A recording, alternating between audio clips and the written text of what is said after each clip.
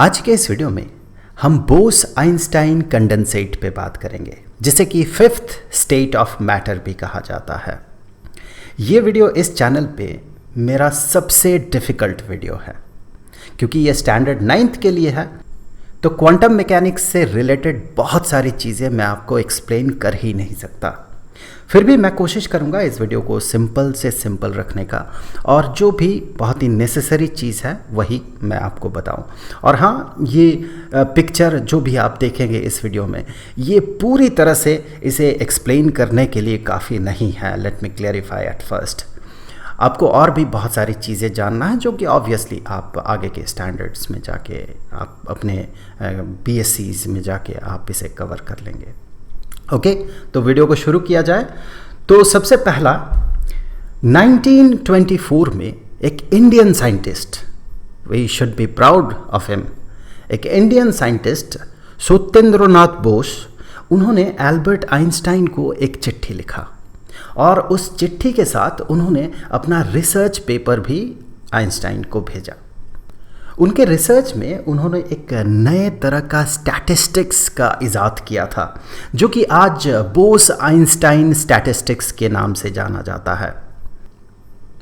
Einstein ने उस पर खूब काम किया, और आगे चल के एल्बर्ट आइंस्टाइन ने फिफ्थ स्टेट ऑफ मैटर को प्रेडिक्ट किया, जिसे कि आज हम बोस-आइंस्टाइन कंडेंसेट के नाम से जानते हैं।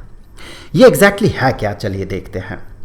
जब भी किसी बोसॉन के गैस को, अब आप पूछेंगे बोसॉन क्या है, तो अगर मैं इस वीडियो के कॉन्टेक्स्ट में ही कहूँ तो मैं कहूँगा वैसा एटम जिसके लिए number of protons, number of neutrons और नंबर ऑफ इलेक्ट्रॉन्स, इसका जो सम होगा, इसका जो टोटल होगा, it should be even number. ये अगर इवन नंबर हुआ तो फिर उस एटम को हम बोसॉन कहेंगे, और अगर वो ऑड नंबर हुआ तो वो फर्मियन के कैटेगरी में चला जाएगा या फर्मियन का प्रॉपर्टी शो करेगा। ये सिर्फ बोसॉन के लिए एप्लीकेबल है।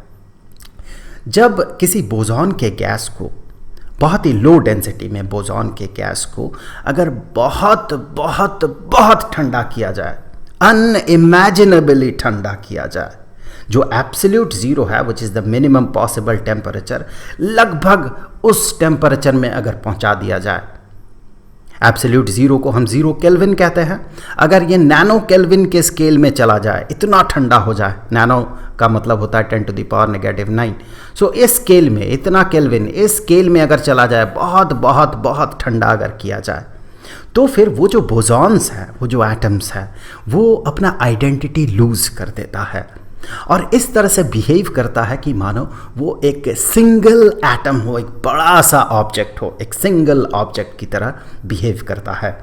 इसे लो डेंसिटी में क्यों रखा जाता है? क्योंकि अगर ये लो डेंसिटी में नहीं होगा तो फिर ठंडा करते साथ ये लिक्विफाइड हो जाएगा, और लिक्विफिकेशन के लिए 3 बॉडी कलिजन की ज़रूरत होती है। मतलब एक ही साथ 3 बॉडी अगर कोलाइड करे, देन लिक्विफिकेशन इज पॉसिबल। अगर 2 बॉडी कलिजन होता है, 2 बॉडी कोलाइड करता है एक दूसरे के साथ, 2 एटम्स अगर कोलाइड करें, तो फिर इसमें लिक्विफिकेशन नहीं होता है। गैस के 2 एटम्स अगर कोलाइड कर जाए तो इससे लिक्विफिकेशन नहीं होता है। लिक्विफिकेशन के लिए मिनिमम 3 बॉडी को एक साथ कोलाइड करना होता है। तो इसीलिए जब लो डेंसिटी में, बहुत ही लो डेंसिटी में, लेट्स से इस कंटेनर के अंदर बहुत बहुत लो डेंसिटी में अगर एटम रहे, तो फिर 3 बॉडी कलिजन का चांस नेग्लिजिबली स्मॉल हो जाता है, और इसका लिक्विफिकेशन का चांस बहुत बहुत बहुत कम हो जाता है। That's why low density.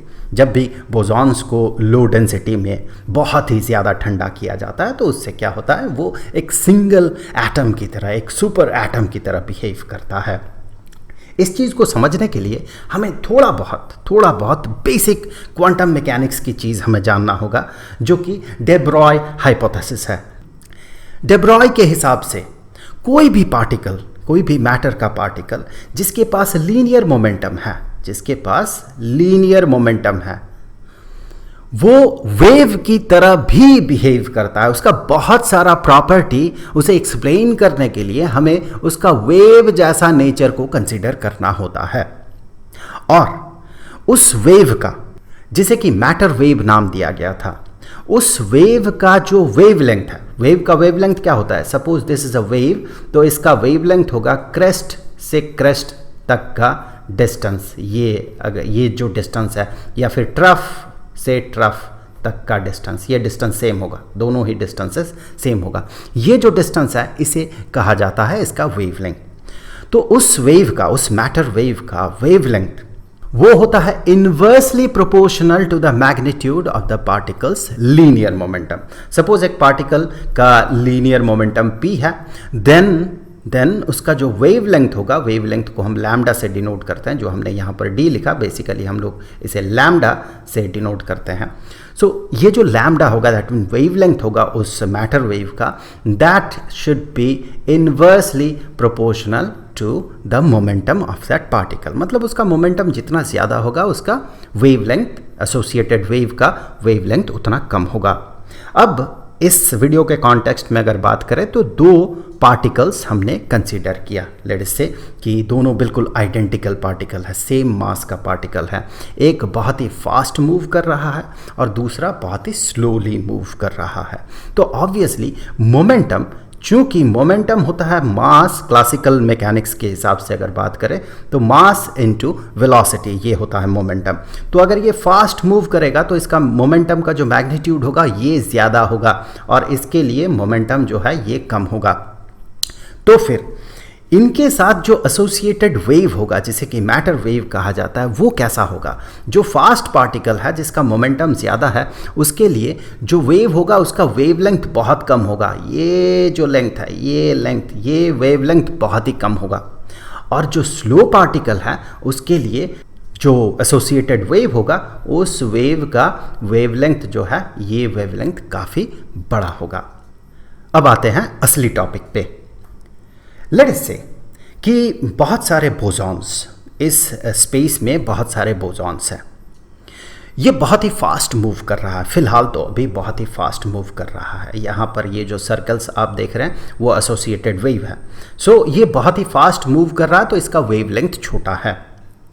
इसका अपना अपना आइडेंटिटीज़ भी है और इनका जो एनर्जीज़ है वो एनर्जी लेवल देखिए अलग अलग है, अलग अलग एनर्जी के साथ ये एसोसिएटेड है या अलग अलग एनर्जी कंटेन कर रहा है। अब इसे जब लेज़र कूलिंग और एवापोरेटिव कूलिंग से ठंडा किया जाता है, काफ़ी ठंडा किया जाता है, तो उस दौरान जितना ये ठंडा होता है उतना इसका मोशन कम होता है, उतना उसका स्पीड कम होता है पार्टिकल्स का। पार्टिकल्स धीरे धीरे मूव करता है, ठंडा होने से धीरे धीरे मूव करता है। और जैसे ही उसका स्पीड घटता है, दैट मीन उसका मोमेंटम घटता है, और मोमेंटम घटते साथ क्या होता है, जो वेवलेंथ है, वेव का जो वेवलेंथ है वो वेवलेंथ बड़ा हो जाता है, ज़्यादा हो जाता है। ये अभी ज़्यादा जगह घेरने लगता है। पार्टिकल वही है, सिर्फ उसका मोमेंटम घट गया, तो एसोसिएटेड वेव क्या हुआ, बड़ा हो गया। और बड़ा होते साथ क्या हुआ, एक दूसरे के साथ इंटरैक्ट करने लगा वेव्स। पहले शुरू में ये इंडिपेंडेंट पार्टिकल की तरह बिहेव कर रहा था, इंडिविजुअल पार्टिकल की तरह बिहेव कर रहा था, इन सब का अपना अपना आइडेंटिटी था। जैसे ही ठंडा हुआ, वेवलेंथ बढ़ा और ये सारे वेव्स एक दूसरे के साथ मर्ज होने लगा। ऐसे स्थिति में इसका एनर्जी भी घट जाता है, चूंकि इसका टेम्परेचर घटा तो इसका एनर्जी भी घट जाता है। और बोसॉन्स का एक प्रॉपर्टी है कि बहुत सारे बोसॉन्स एक ही क्वांटम स्टेट में रह सकता है, एक ही एनर्जी स्टेट में एग्जिस्ट कर सकता है। इसके कारण ये सब एक ही एनर्जी स्टेट में चला जाता है और जो वेव है एक दूसरे के साथ मर्ज करने लगता है। अब वेव अगर एक दूसरे के साथ मर्ज कर जाएगा तो हम एग्जैक्टली नहीं कह सकते हैं कि एक सिंगल पार्टिकल एग्जैक्टली इस जगह पे है, दूसरा पार्टिकल यहाँ पर है, क्योंकि वो तो मर्ज कर गया है। ऐसा करते करते ये सारे जो वेव्स हैं एक दूसरे के साथ मर्ज करते करते एक सिंगल वेव में कन्वर्ट हो जाता है। जब ये सिंगल वेव में कन्वर्ट हो जाता है तो इसका प्रॉपर्टी वैसा होता है कि मानो यहाँ पर एक सिंगल मैटर है, सिंगल बॉडी है और उसके साथ एसोसिएटेड मैटर वेव ये हो, और इसी को कहा जाता है सुपर एटम।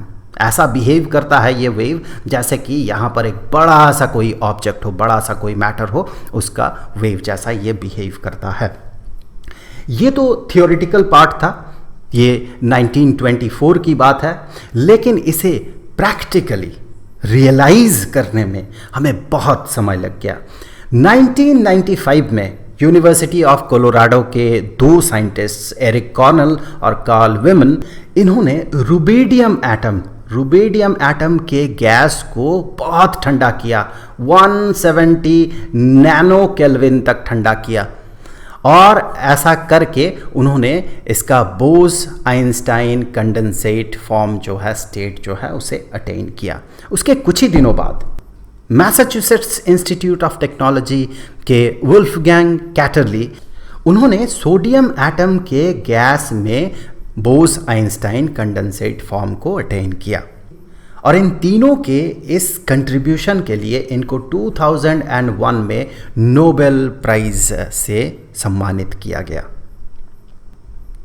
तो I hope, finger crossed, I hope कि ये वीडियो आपके लिए हेल्पफुल रहा होगा। अब अगले वीडियो का लिंक आपको यहाँ पर स्क्रीन पे मिल जाएगा। अब जाते जाते मैं आपको बता दूँ कि इस पूरे चैप्टर का जो प्लेलिस्ट है उसका लिंक आपको नीचे डिस्क्रिप्शन में मिल जाएगा। तो आई होप कि अगले वीडियो में फिर मुलाकात होगी। तो मिलेंगे आपसे अगले वीडियो में, तब तक के लिए खुश रहें। Good bye.